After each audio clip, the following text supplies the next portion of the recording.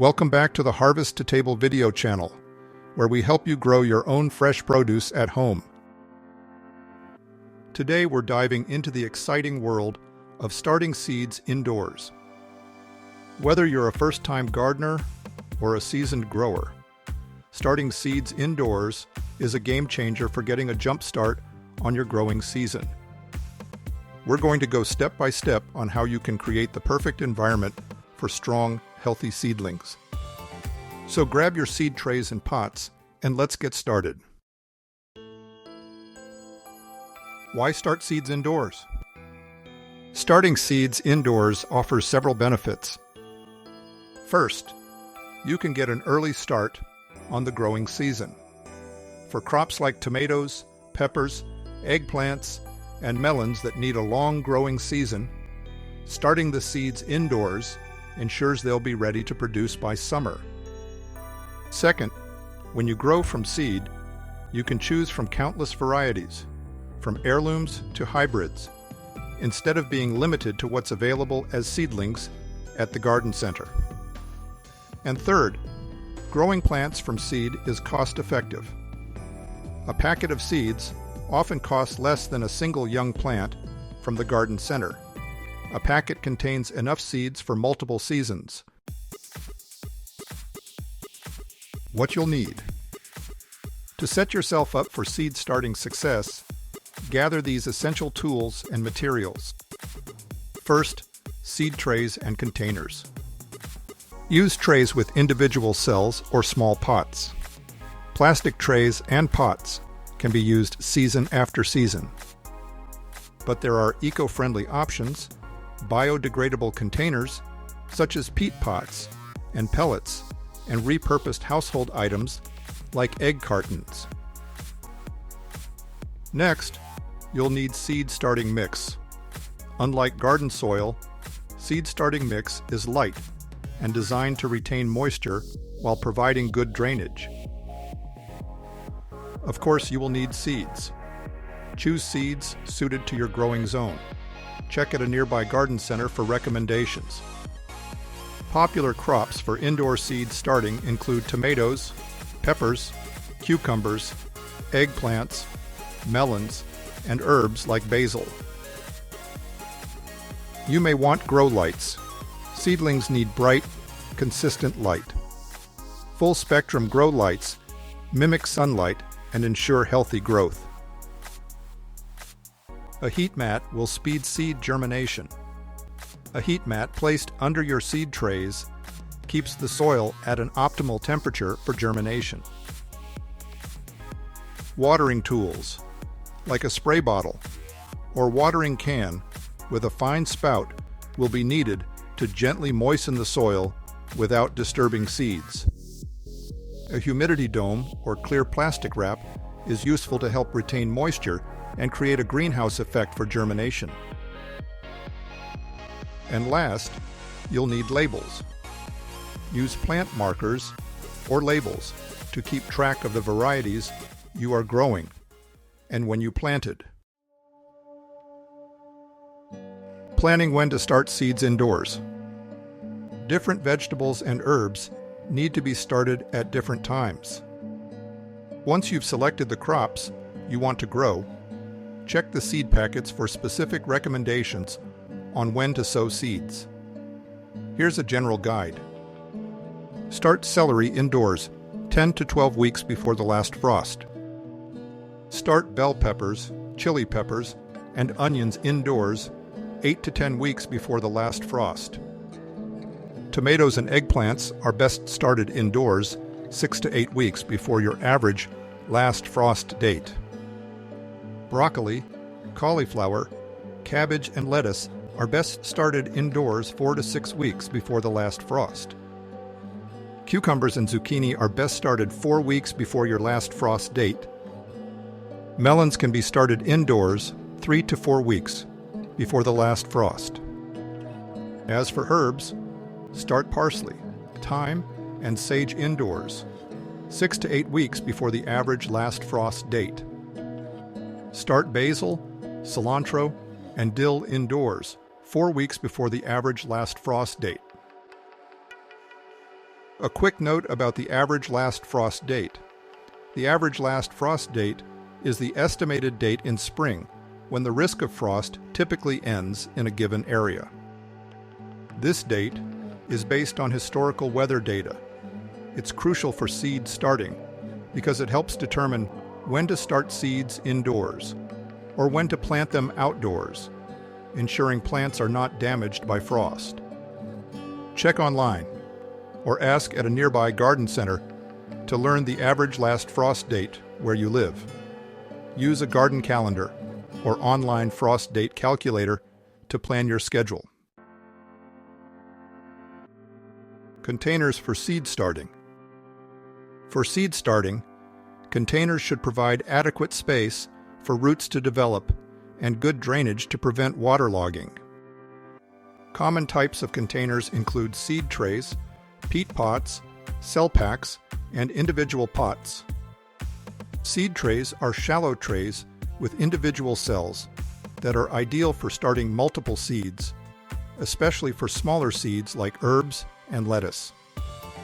They sometimes contain dozens of cells, with each cell being about 1.5 to 2 inches deep.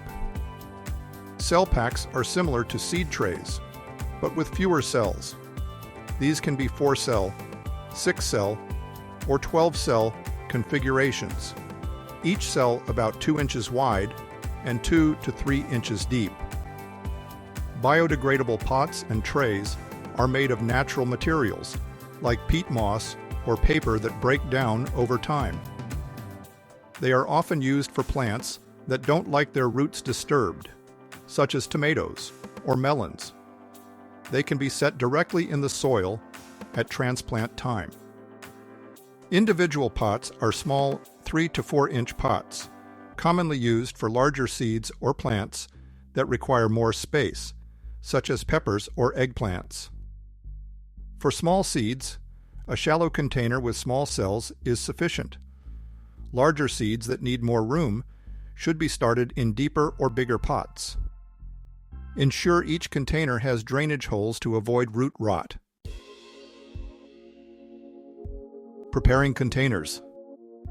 If your containers are new and unused, you can add the seed starting mix right away.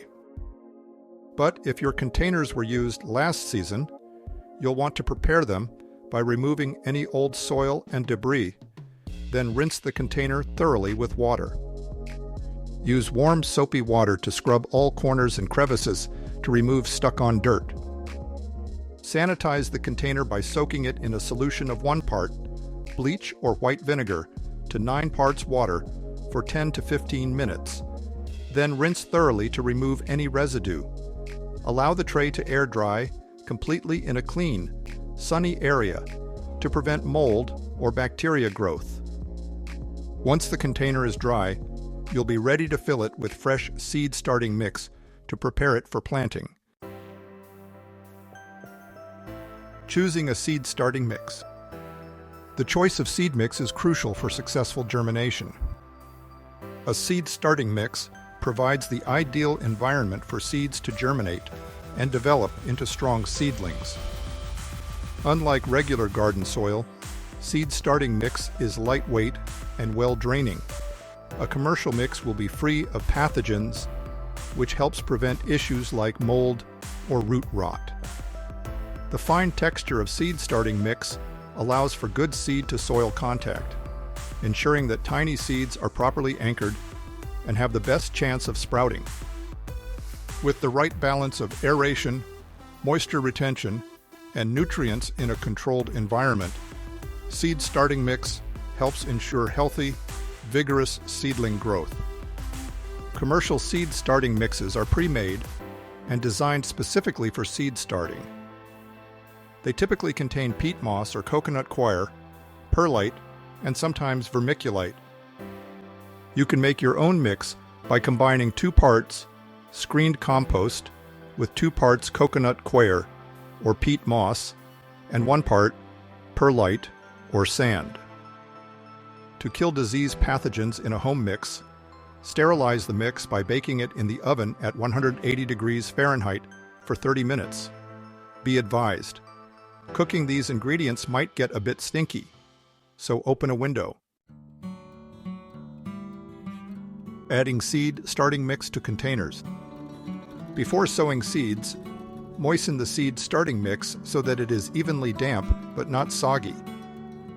Add water gradually, mixing thoroughly with your hands or a garden trowel until the mix feels like a wrung-out sponge. It should hold together when squeezed, but not drip water.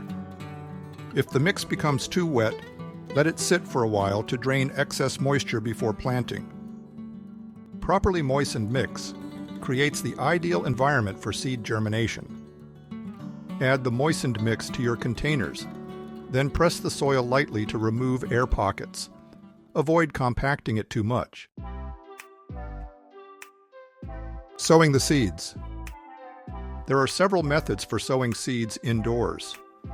The two most common approaches are broadcasting and sowing in individual cells or pots. Broadcasting is perfect for very small seeds like lettuce. It involves scattering the seeds over the surface of a seed tray filled with seed starting mix. After broadcasting, a thin layer of seed starting mix should be lightly spread over the seeds to ensure good contact with the soil. The alternative to broadcasting is sowing seeds in individual pots or cells. This method is ideal for larger seeds or plants that don't tolerate root disturbance, such as tomatoes or peppers. Make a small hole in the soil about twice as deep as the seed's diameter, usually 1/4 to 1/2 inch deep for most vegetable seeds. Place 1 or 2 seeds in each hole. Once the seeds are sown, cover them lightly with soil. Mist the soil to help settle the seeds. Covering seed trays. Once the seeds are planted, cover the container with a humidity dome or plastic wrap to retain moisture until germination occurs. A humidity dome helps the seed starting process by creating a warm, moist environment that promotes quicker germination.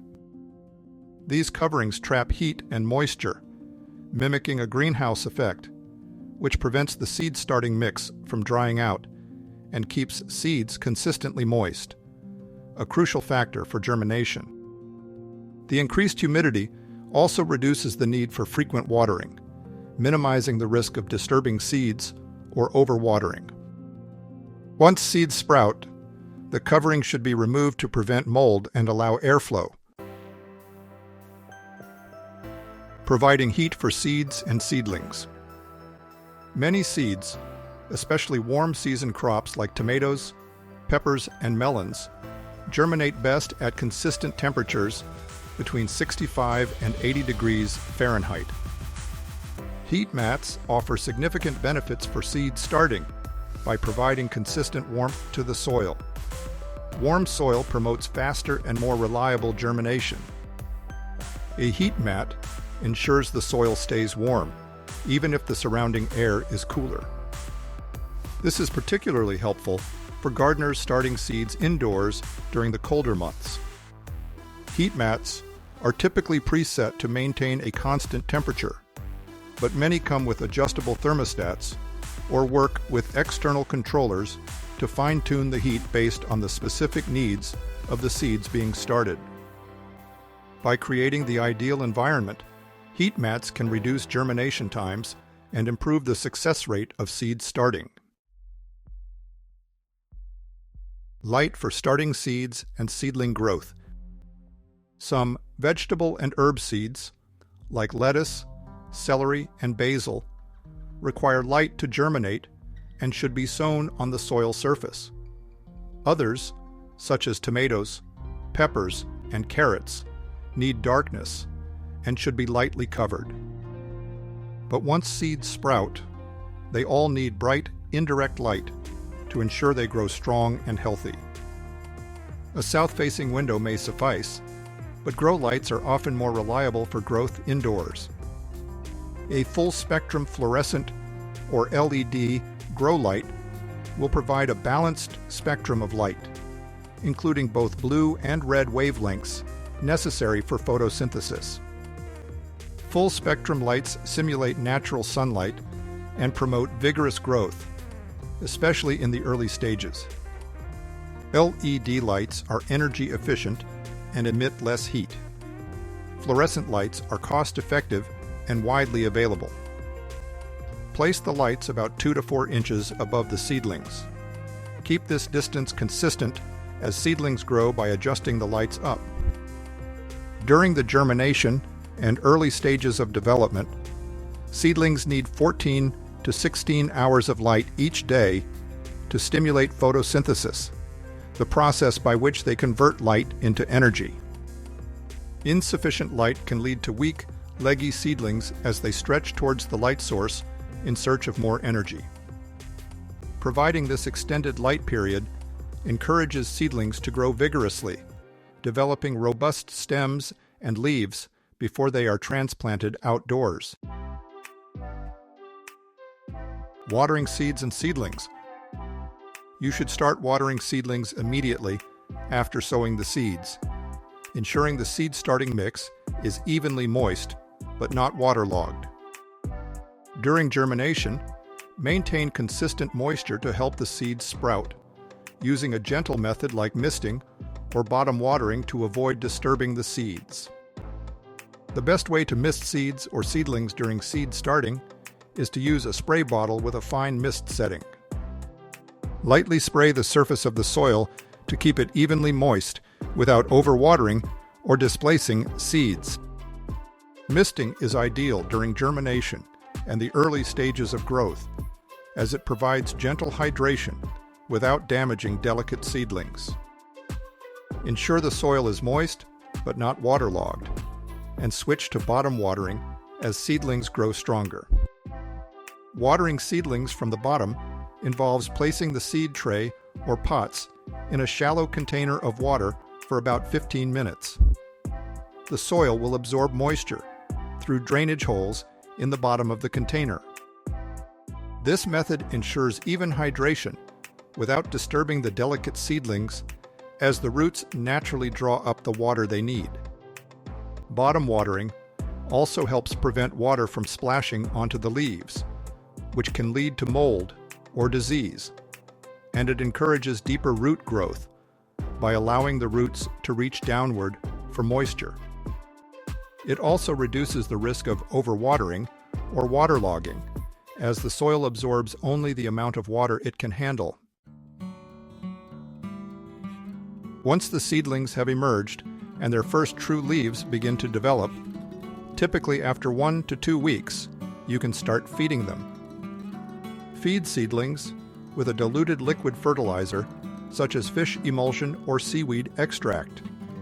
Apply the liquid fertilizer at 1/4 to 1/2 strength every 7 to 10 days. Other organic options are compost tea or worm casting tea. These solutions will not overwhelm delicate seedlings. Gradually increase the strength of the fertilizer as the seedlings grow. Always ensure the soil is moist before feeding to prevent fertilizer burn. Seedlings are sensitive to high concentrations of nutrients. A dilute fertilizer provides a gentle, controlled supply of essential macronutrients like nitrogen, phosphorus, and potassium. Over-fertilizing with a stronger solution can cause damage to seedlings' tender roots and slow growth. Now, a quick note about seed leaves and true leaves. Seed leaves are the first leaves to emerge after germination. They differ in appearance from the true leaves that develop later. Seed leaves provide stored nutrients to the seedling until it can develop true leaves and begin photosynthesis. These leaves are usually simple, rounded, or oval in shape, and often look different from the plant's mature foliage. True leaves develop after the seed leaves and are the plant's first actual leaves capable of photosynthesis. They resemble the mature leaves of the plant, with a more complex structure and shape that is specific to the plant species. True leaves indicate that the seedling is transitioning to rely on photosynthesis for growth rather than the nutrients stored in the seed. You should thin seedlings once they develop their first set of true leaves, which usually occurs 1 to 3 weeks after germination, depending on the plant. Thinning at this stage ensures you can identify the strongest, healthiest seedlings to keep, while removing weaker or overcrowded ones. Overcrowding can lead to competition for light, water, and nutrients, resulting in spindly, weak plants. To thin, snip the unwanted seedlings at soil level with scissors rather than pulling them out, which could disturb the roots of the remaining seedlings.